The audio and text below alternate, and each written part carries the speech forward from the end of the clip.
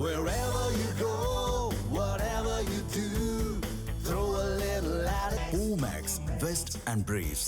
கோவை மாவட்டம் வால்பாறை அருகே வெள்ளப்பெருக்கால் ஆற்றில் சிக்கிய நபர்களை தீயணைப்புத்துறை அதிகாரிகள் பத்திரமாக மீட்டனர்.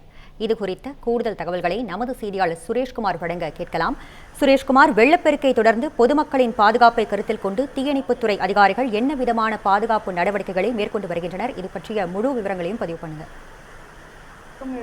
கோவை மாவட்டம் வால்பாறை பகுதிகளில் கடந்த சில தினங்களாக கனமழை பெய்து வருகிறது. இதனால் அப்பகுதியில் உள்ள பிர்லா அருவி, சின்ன கலர் நீர்வீழ்ச்சி, கூலங்கள் ஆறு பகுதிகளில் தண்ணீர் அதிக அளவில் வந்து கொண்டுள்ளது. வருவாய்த்துறையினர், காவல்துறையினர், தீயணைப்புத்துறையினர், பொதுமக்கள் மற்றும் சுற்றுலா பயணிகள் ஆற்றுக்கு செல்ல தடை விதித்துள்ளனர். மேலும் சோலையார் அணை, காடாம்பறை அணை, நீரார் அணை நீர்மட்டத்தை பொதுப்பணித்துறையினர் கண்காணித்து வருகின்றனர். இந்நிலையில் சாலக்குடி அதிரப்பள்ளியில் கூடப்புலா பகுதியில் திடீரென வெள்ளப்பெருக்கு ஏற்பட்டது.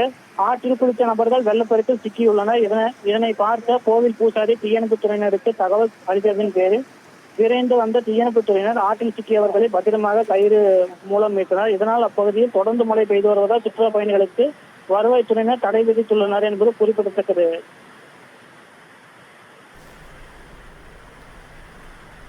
உங்கள் விரிவான தகவல்களுக்கு நன்றி மூர்த்தி.